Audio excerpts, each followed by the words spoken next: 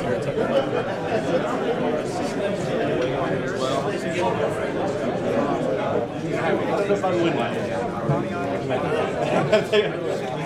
we fell, I don't know if we would get it up.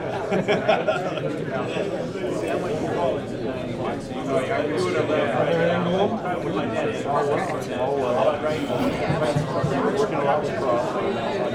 Trying to get that. It's a moving target. You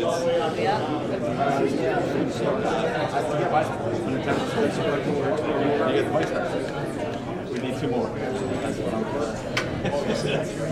it's touch and go. I mean, every day. Yes. David works.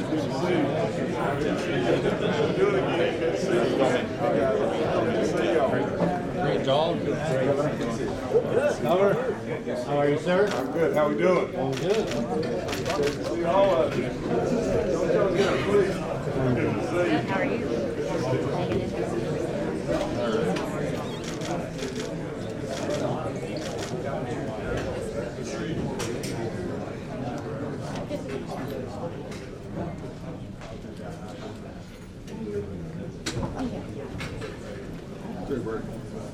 Oh my gosh.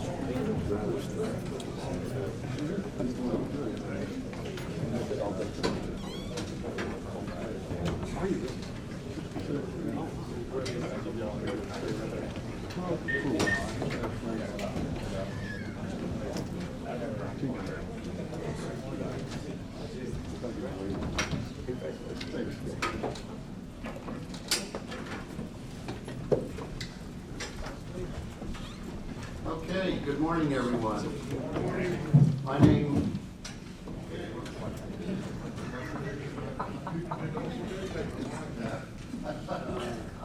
name is Doug Harrison.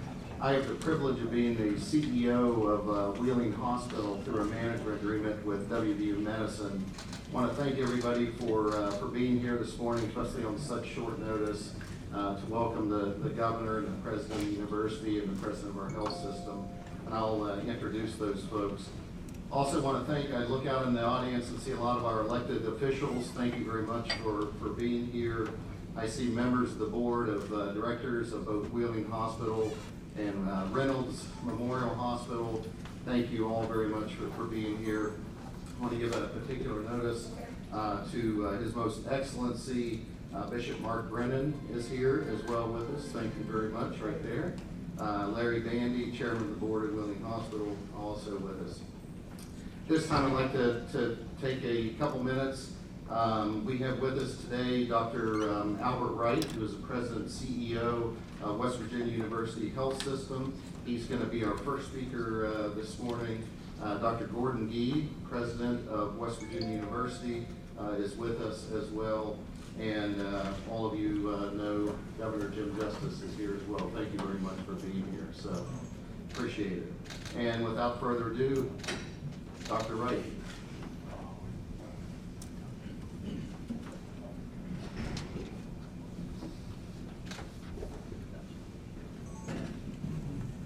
Good morning, everyone. I don't normally get to speak with this many microphones. I feel like I'm a football coach. I'm glad I'm not the football coach. Yeah. Gordon and I were talking about that on the way up. So, thank you for being here this morning. You know, it's been a chaotic couple weeks, obviously, with the announcements of the closings of Ohio Valley Medical Center and East Ohio Regional Hospital. There's been some bumps in the road, and I think our purpose today is, you know, I'm not going to pretend we have all of the answers.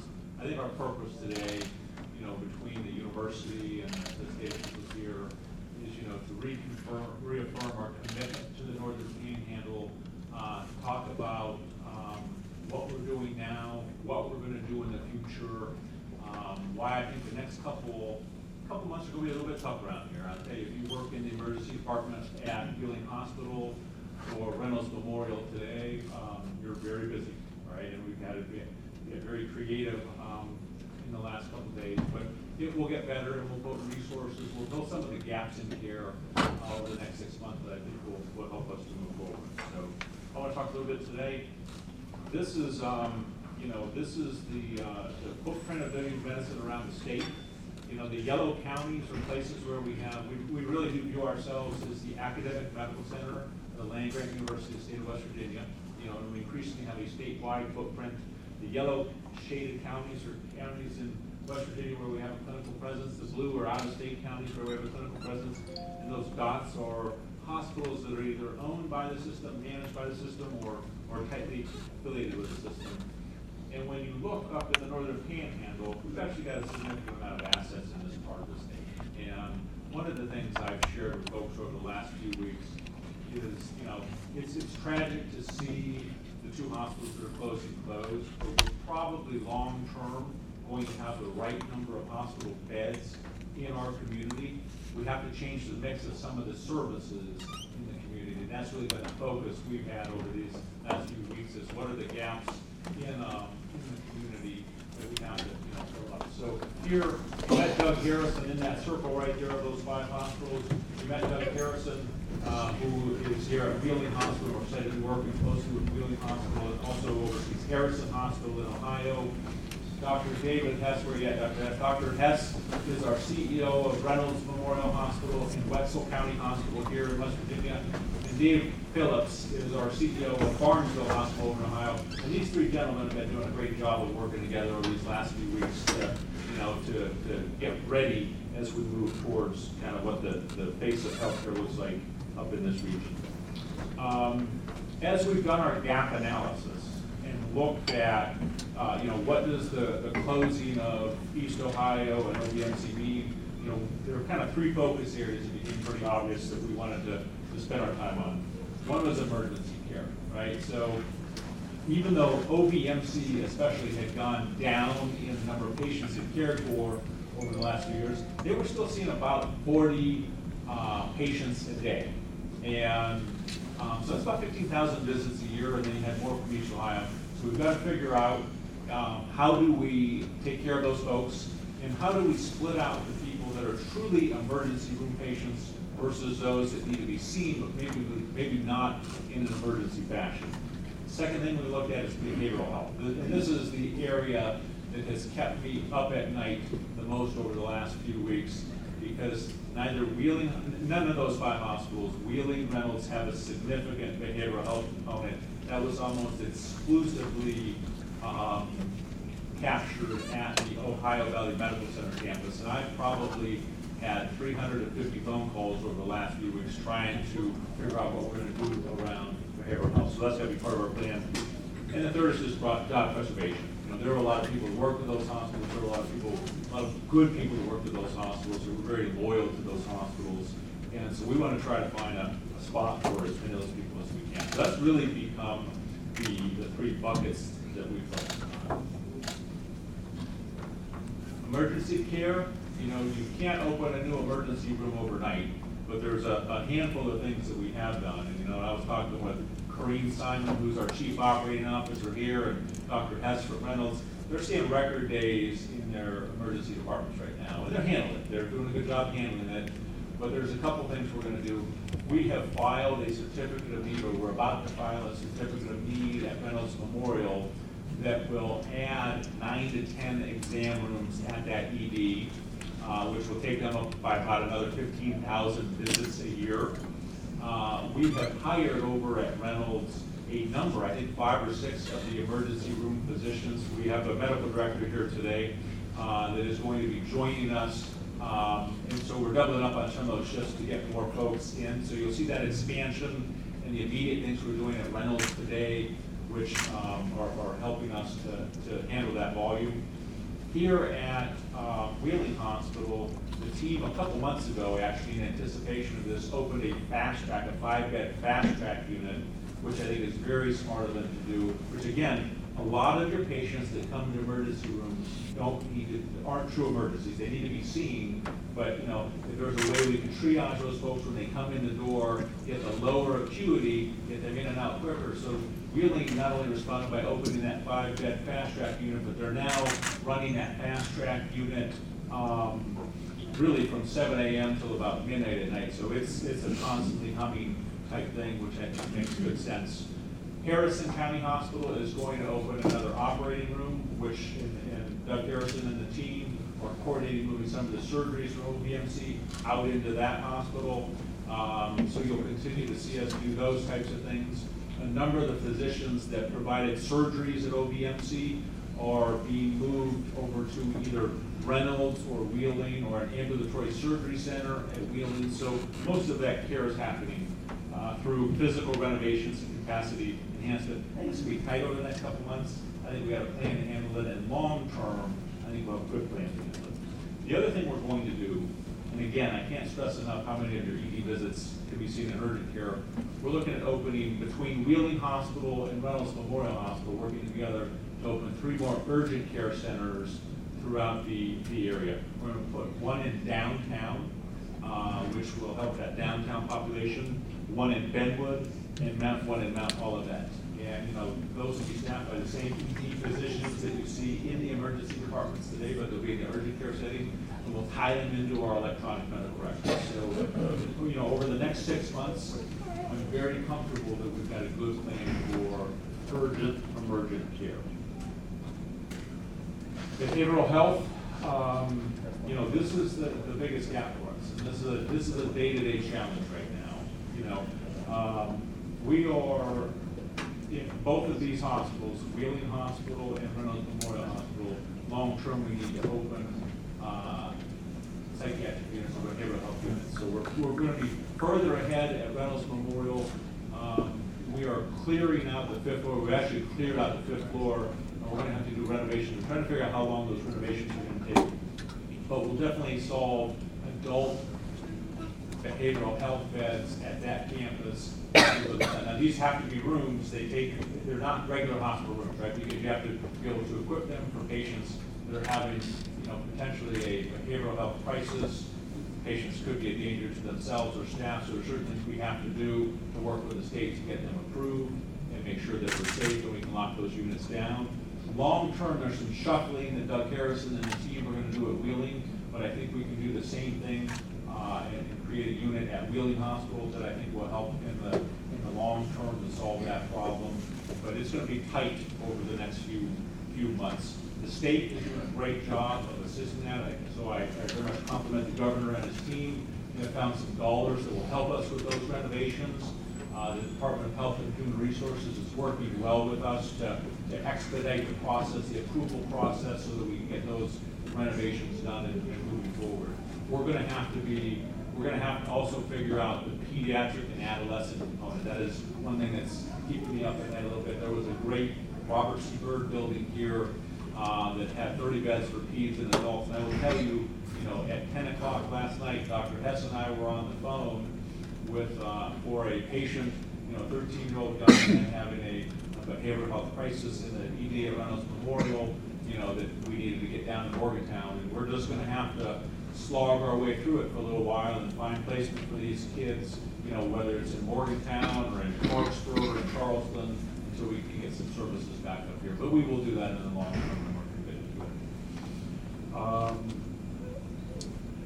We're also starting to build out our team. There are a lot of great psychiatrists, nurses, therapists that worked at the Hillcrest building on the OBMC campus or worked at the Byrd building. We're in the process of hiring many of these folks. All of these folks that, as we create those units, those will all be new jobs that we're creating, and we'll hire a lot of those folks that are up here, and I'm in direct contact with some of these people. It was a challenge. This was the area that I had personally spent the most time in. We were at W Medicine under the intention, our goal was to actually, you've heard me say this before, if you've been reading the papers, our intention was to lease those 2 buildings on the Wheeling campus before the announced close down. Our goal was to lease those buildings, hire all the staff, and keep that care coordinated in there, because that was going to be the biggest gap. We actually made a proposal to lease those buildings for a year, and we may have kept them there long term. We may have moved them to our other campuses. We just didn't know enough. So we tried to do that lease. We made an offer to lease those buildings on Thursday, August 29th, and we paid the electo folks over the weekend on Saturday, Sunday. They told us they were going to get us a proposal on Tuesday. By the time they sent us the proposal, that's when they announced that Wednesday, or that Tuesday, that they were gonna close down Friday, they gave all of their staff notice. That's when we had to pivot and sort of focus on replacement of patients rather than occupying those buildings. We still get asked sometimes, well, why don't you still try to buy the buildings? The challenge is, because that would potentially be the easiest thing to do. The challenge with that is those buildings are completely dependent upon the operations of that, of the main hospital there, right? Because those buildings are not standalone. There's no way to provide meals for patients. There's no pharmacy services. There's no imaging services. There's no lab services there. And quite honestly, we just weren't confident in our ability to provide all of those services in those buildings. We were really counting on that 1 month transition of hiring the employees and that 1 month transition of letting go. So that was a big disappointment for us. But so this is going to be tough. We will get it right in the long run. Last thing I'll say is job preservation. We've been having a number of job fairs. We've hired a couple hundred people between all of our hospitals, from Ohio Valley Medical Center and East Ohio Regional Hospital. We've got many more in process, and I think we're going to see a major spike.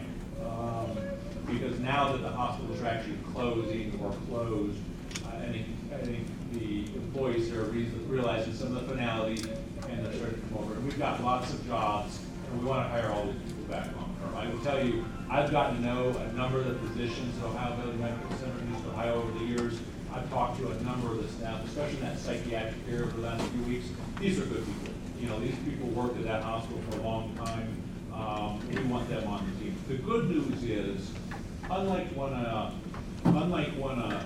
factory or some other specific business closes, where it's going to be hard for them to, find other jobs. I think as we grow our healthcare services through Wheeling Hospital, through Reynolds Memorial, Barnesville, these are talented folks, from their physicians to their clinicians, their support workers. I think we'll find many of them jobs. These are talented folks. So, those are the areas we're focusing on: emergency urgent care, behavioral health, and then really finding jobs for these folks. And it's going to be a challenge for the next 6 months. I reaffirm our commitment to the Northern Panhandle and my very strong belief that we will create an appropriately sized, embedded healthcare setting here for the long run. The other person I forgot to introduce in the audience is Jim Pennington, who's the CEO of the Health Plan. And as you know, the Health Plan and W Medicine are moving towards a stronger, more permanent relationship. And the fact that Jim and his team are based here in Wheeling and committed to Wheeling, this really allows us, I think we're going to be able to do a lot of neat things in the Northern Panhandle in the years to come. So I'm excited to be here today. I'm excited to be working with all of you. And I'm going to ask Dr. Gordon Gee, who is not only the president of the university, but also the chair of the West Virginia University Health System Board of Directors, to come up and say a few words. Thank you.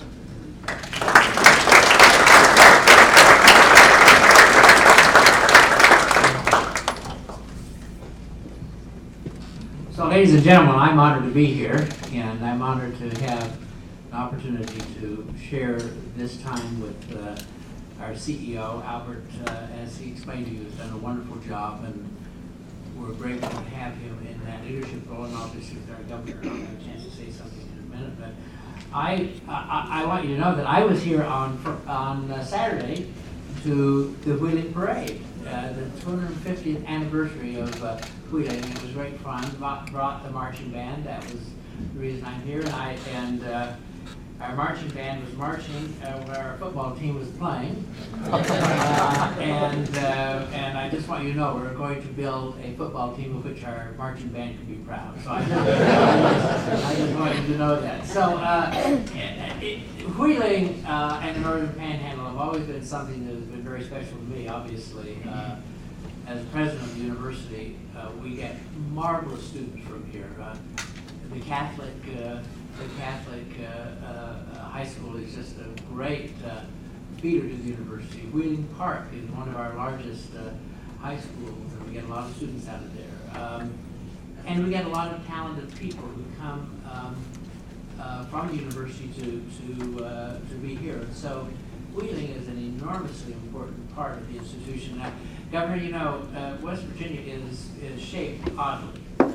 We've all figured that out. We've got this and this, and that is the eastern, for those who can't figure, that's the eastern panhandle, this is the northern panhandle. And we're surrounded by Bama's, we're surrounded by Ohio and Pennsylvania, but right here is where we stand. And they can't do anything without us, and so we make them do the stuff with us. And the opportunity, I think, for this part of our state to flourish is immeasurable. And so I want you to know that the university is responsible for activities in all 55 counties. We love the work that we're doing with our health system, but most importantly, we really want to make certain that everyone in this part of this great state understands that West Virginia University is a committed and a loyal and a partner that will do everything possible to make this a wonderful time for this community and for this part of the state. Saying that, I want to now introduce our governor. I want to note that the minute that the crisis occurred regarding OVMC, got a call from the governor's office. Dr. Wright and I and several of our team went down and met with the governor. He made it very clear that it was absolutely essential that we maintain and even obviously increase the quality of health care in this part of the state. And he is living up to those obligations. That's the reason that he is here today. That's the reason that we are here today. This is a crisis turned opportunity, and I thank the governor for making that so. So I introduce to you the governor of our state and my friend Jim Justice. Governor.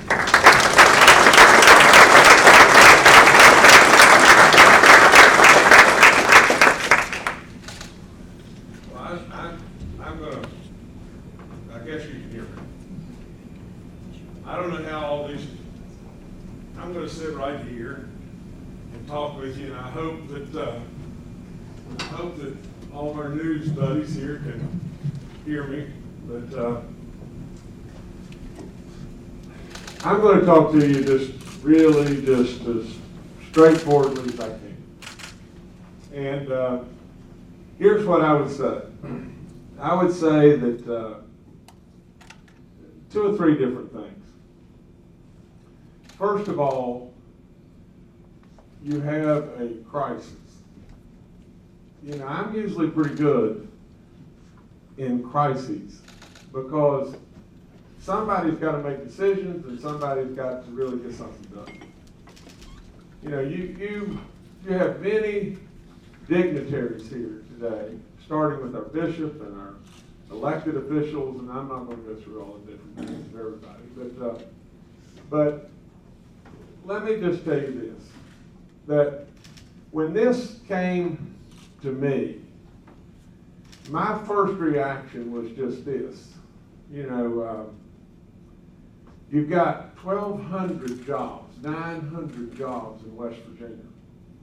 It is unbelievable the impact on an incredible community. You know, to be perfectly honest, the Charleston Gazette is probably now going to criticize me for maybe taking up residency in Wheeling because I'm here all the time. And I'm proud to be here. So if we catch flack about that, we'll just catch it about that too. But nevertheless, when this came to me, here's what I would tell you. I would tell you, you have a full-blown crisis. I hate to say this because it sounds terrible, but I think a full-blown crisis created by out-of-state interests that could give a hoot about you. That's all there is to it. Out-of-state interests that really and truly are basically just running for the hills, and and this sounds terrible, but lining their pockets and the care for you, our university, for me, I mean, it was non-existent. Now, I want you to know, without any question, that I jumped in it with both feet. And I really, to the point of beyond pushing to the nth degree, and I would still do that right this very second, to the nth degree, to be able to do anything and everything within our state, within the legalities of what we could do, to try to save jobs and to try to save care and everything for this area or any area in our state that I can do, I'm going to do it. That's all there is to it. I'm going to break my neck to do it. Now, the last thing in the world I want to see is anybody lose their job, more importantly, anybody not be able to have good care, and especially in an area that is as flourishing and has so much potential as Wheeling has. Now, with all that being said, I want you to know just this,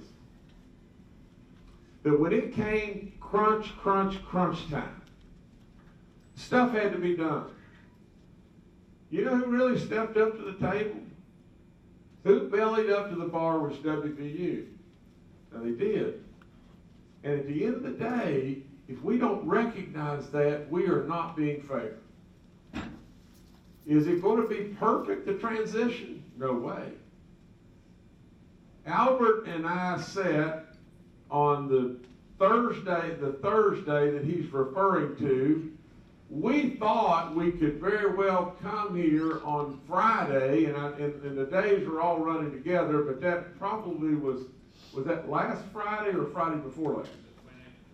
29th and 30th. We thought we could come here that day and announce that WVU had leased 2 of the buildings, and we were moving in a great way.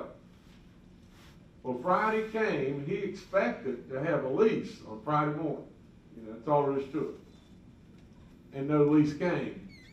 And then we knew it was Labor Day weekend, and so we set to come here on Tuesday. And Tuesday came, and before you know it, greed came into the equation, and it absolutely derailed beyond belief by people that they have no control over, and I have no control over. Now the reality is we have got a bad event, a really bad event with a bunch of bad actors that have caused the bad event. Now, it's not going to be perfect, but you got people, WVU and myself and Congressman McKinley and others that are riding to the rescue with white hats on and white horses and trying to do all that we can possibly do. It's not going to be easy. There's no point in anybody telling you it's going to be easy. All I can say is just this. From your governor's standpoint and from the state standpoint and from anything that I can do within the legalities that I can do it, I'm ready to do it.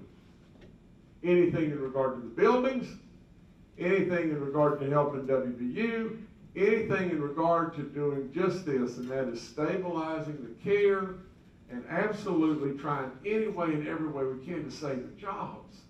I mean, for crying out loud, we've got to save the jobs. And then what we want to do is weather this storm, and it's not going to be easy, and it's not going to be just perfect. But as soon as we weather the storm, maybe we'll have a bright, bright, bright sunrise on the top of the hill, and everything be not only as good, but better. At the end of the day, whether you believe my commitment or not, I want you to be very appreciative of WVU's effort to step up. Because, to tell you the honest truth, if we didn't have them right now, my God living, would we not be in a colossal mess? That's all there is to it. Now, I would tell WVU as straight up as I can possibly tell them that I'm going to be their worst nightmare if they don't absolutely perform at the greatest level beyond belief. And I want nothing other than greatness here. I don't want just mediocrity. I mean, my good Lord of living. You know, I sometimes tell my ball players, I said, you know what you remind me of? Islands of brilliance surrounded by oceans of mediocrity. Think about it. Well, that's what I don't want here. I do not want just an island of a little bit of brilliance. I want a bunch of brilliance. And so I can't really get in the weeds and tell you the specifics and everything else of every single thing, but I can tell you this, that any reasonable request that I can do through contingency or commerce or DHHR or whomever it may be from the governor's standpoint to be able to do anything and everything I can do to help in this area, we got to do it. We got to do it. That's all there is to it. You got a lot of people that are being displaced and uncomfortable and worried and all that anxiety and everything, and we want to dismiss that as quickly as we possibly can. Will it be perfect? There's no way. There's no way. You got to remember just one thing, and that's it, just this. You've had a bomb go off with bad actors that won't play in the sandbox. That's all there is to it. A bomb go off with bad actors that won't play in the sandbox, and it is absolutely one difficult situation. So we're on it, and we're going to do the very best we possibly can. Now, before I go, and then I'll sit down, and are we going to take questions or whatever? You guys can probably do a better job answering the questions than I can, but nevertheless, before I go, I want to call some people up here, because I was here, I guess, Saturday for the parade. 250 years. It's amazing. It's amazing. That's all there is to it. But as I was riding along, and I was riding with this wonderful couple, and I think their names were Mark and Debbie. I don't remember their last name. But Mark had an original 1959 Cadillac that I was riding in. And a lot of people were yelling, what year model is that car and everything? And I was really surprised. I thought they were yelling, what year model is Justice? But, but I was glad they were talking about the car. But nevertheless, as we were going along, there was a beautiful young lady, and she was standing with her mom. And her hair caught my attention, and I yelled at her and everything and told her just how pretty she looked and how proud I was of her. Now, her name is Mariah, and her mom's name is Leanne, and her sister's name is Sienna, I think. Selena. I can't pronounce it. Never mind. But y'all come up here. Come on up here just a second.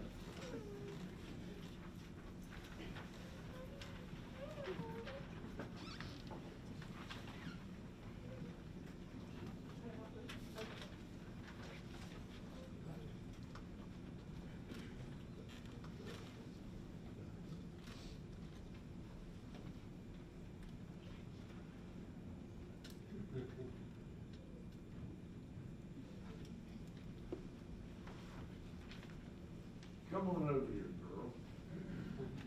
How you doing? Good to see you. Great to see you. Really proud of you. Oh, bless you, bless you. Oh, thank y'all so much. They've made me little wonderful little things. It says to Governor Justice. That's from Mariah. That kind of looks like me a lot of days. And now hold it just 1 second. And this one is Governor Justice from Celia, okay? And it's got Mariah, you, and Celia, and everything. And that's what I said. Is it Mariah, you, being me, and Celia? Okay, that's really neat. Really, really good. Well, let me tell you the story, okay? Hold on a minute, just 1 second. I'm going along, and I yell at this rascal, about her hair and everything. And then her mom wrote an email and sent it to the governor's office.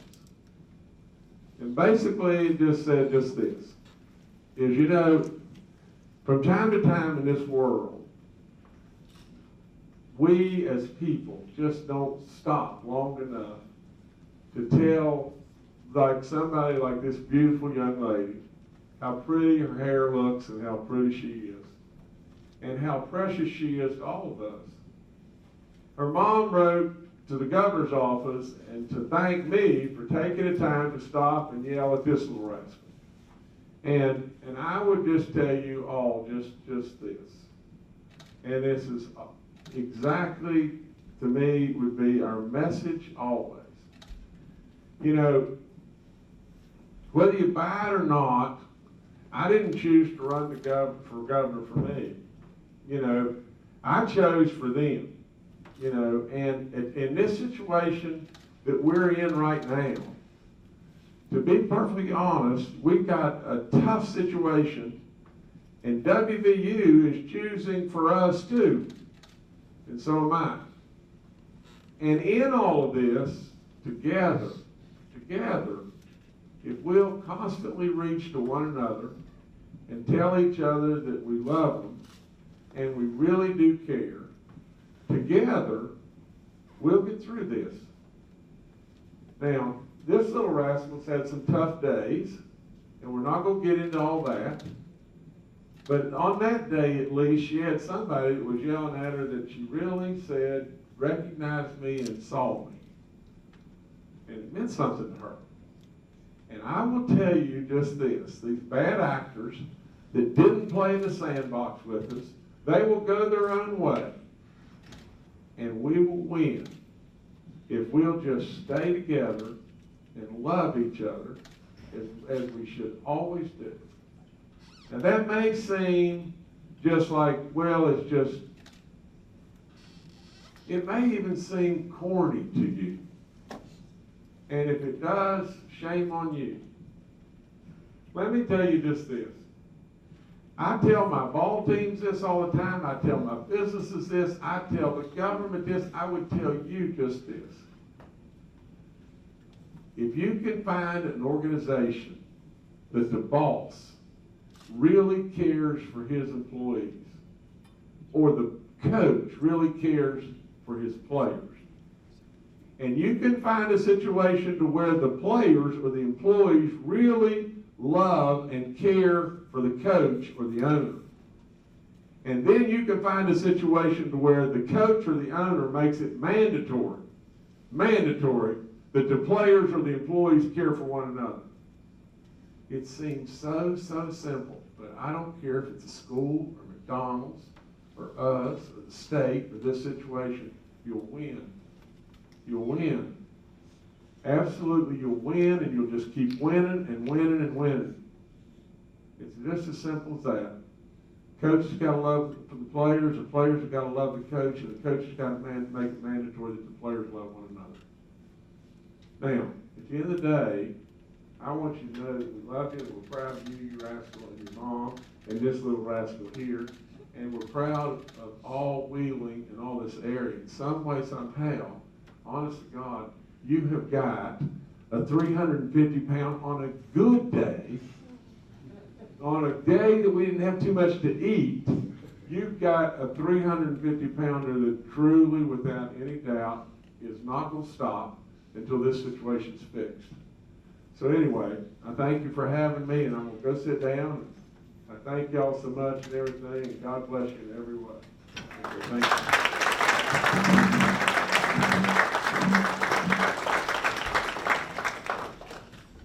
I'm going to sit right here.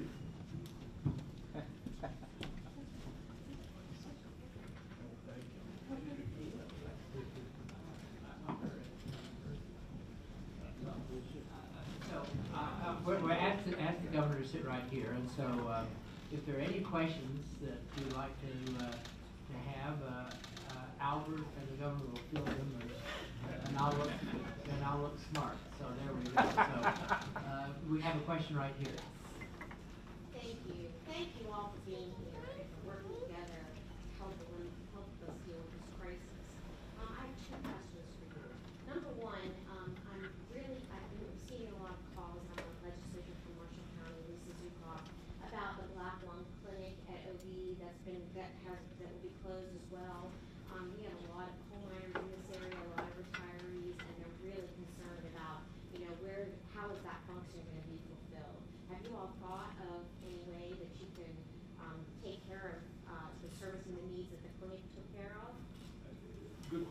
so the question is around the Black Lung Clinic specifically, and I'm gonna lean on Dr. Hess, who's pointing me in. Yeah, sorry. So, That's all right. Stand up, David, please. Yep, sorry. So, Mike Ortiz is our VP of Clinical Operations. He's a respiratory therapist by trade.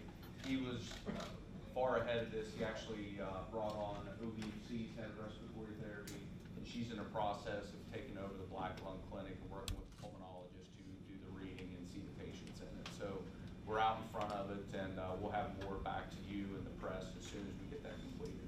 Perfect, thank you. Great question. You know, we kept it simple with 3 big focus areas. There are 1,000 other little things Yes. that these great leaders are just making happen around here. Yeah, and I Yeah. recognize that, and it's one that we've been getting a lot of calls about. Secondly, on the behavioral health side, I know that, it was in the paper this weekend, and just from talking to some folks, that there are issues around the behavioral health system that, in Marshall County with WVU taking on some of those issues at Reynolds, that we don't quite have the services in that community, for the homeless that might come, and that some of the social issues, transportation issues that we may have to deal with. Just like to say, we'd love to help you be part of that solution. Dr. Hess, if we could maybe have a meeting of the Ohio and Marshall County folks at the hospital and talk about what those issues and what those needs are, and how do we work together to, when that transfer happens, that we'll be prepared to handle it. Absolutely. I think that makes great sense. And as I said earlier, behavioral health is the biggest challenge we've got right now. So helping dot those I's and cross those T's and working with our local leaders, we're all in on that. Well, thank you all very much. My heart already, I already beat gold and blue, but I'm really, really proud to see WVU step up and make a difference in the community. Thank you. Governor, thank you for being here. And let me just add one thing real quick. You know, the site constraints are probably the #1 challenge that we've got to make sure that we button up. I mean, we've got to make sure of that, because, you know, today the pressures on all are unbelievable, and to be perfectly honest, you know, your psych unit here and everything was a big concern, and we want to make sure that we keep that established in this area and meet the needs. Hi, Linda Cummins from the News Register, The Intelligencer. You have alluded to it in your comments, Governor, and Mr. Wright also in his comments about right sizing the care that's given. I would ask, do you think it was viable or cost effective at any point to have purchased the buildings that are occupied by the OVMC and then turn them over to WVU Medicine to operate? Well, I don't get very far not telling you anything that's the truth, okay? And that was an absolute consideration, and it was an absolute willingness, you know, that I sent my people, you know, down the path to try to figure a way to be able to achieve just that. Now, from WVU standpoint, you know, there's a couple of the buildings that they were willing to lease in the beginning, and then what we were looking at doing is purchasing the buildings from the state standpoint, and we would still be interested in revisiting that situation. We were told, you know, a number, and we felt like, I mean, WVU looked at the buildings and came back and said, the buildings are in really bad repair, and a couple of them are really, really bad. And I still felt like even if the state were to be able to acquire them, you know, we could look at, you know, all kinds of different ways we could pursue the utilization of those buildings in saving jobs and on and on and on, you know. And so in the beginning, you know, Congressman McKinley felt like, you know, that the buildings could be purchased at a certain number, and the W people felt like the buildings were in really bad repair. And then when we left buildings, and again, a move that I felt like was greed, and you know, and they actually made a demand that was impossible.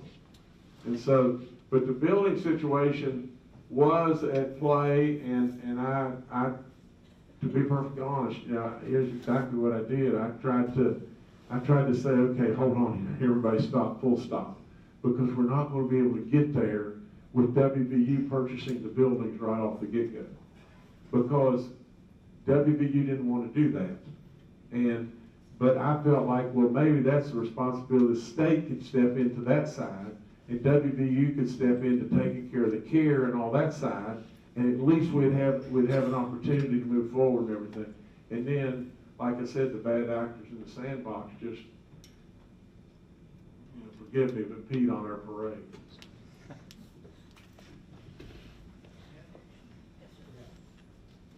Question for the governor. I'm Tom Burgoyne. I'm on the board here at the hospital and former sheriff in Ohio County.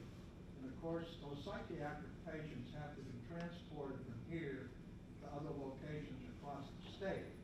And it's a terrible ordeal for our sheriff's offices, particularly here in Ohio County, Marshall County, where those two hospitals are located. Would it be possible for you to allow the West Virginia State Police to assist those county sheriff's offices in transporting these psychiatric patients? Well, I honestly don't know. I don't know if that is legit. We can do, but here's what I'll promise you that we will do. A contingency, we can do that, okay? We'll try with the state police, and if that doesn't work, we'll assist with the cost. Let me add on to that a little bit. We're actually, Doug Harrison here at Wheeling Hospital, we're actually working with an ambulance company that is partially owned, W Medicine. We'll work with the governor's office on that as well. Good question, significant need. Any other questions? I'm Kurt Oliver. I also sat on the board. I can imagine, just imagine what all you're all going through right now. You pretty much explained that. But a major concern that I can see here now, maybe down the road, if something can be done, but I'm curious about the parking situation. Is there any thoughts about what's going to take place a little bit later, because we have a serious problem right at the present time? Yes. So Doug and I talked about that. Doug's relatively new, working with the leadership team here at Wheeling. At some point, I think we've got to increase the parking capacity on this campus. I figured you'd have the answer.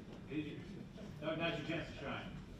Well, we're going through a process right now here at Wheeling where we're looking at how do we decompress this campus, and possibly build an outpatient center off campus so that we can focus this campus on inpatient surgical baseball. That'll help eliminate some of the parking.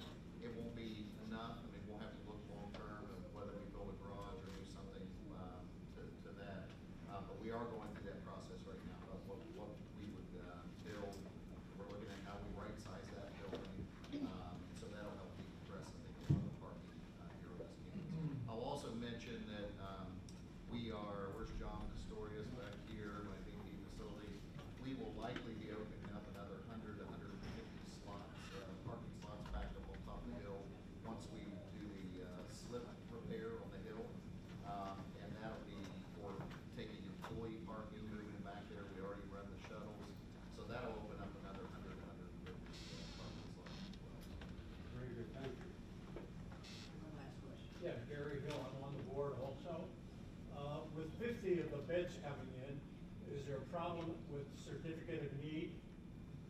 No, we'll have to apply for a certificate of need for the psychiatry services.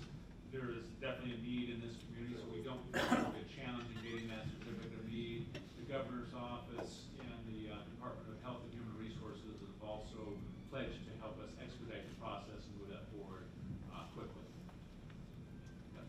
So the construction will be much more of a rate limiting step than the approval process. So, ladies and gentlemen, thank you very much.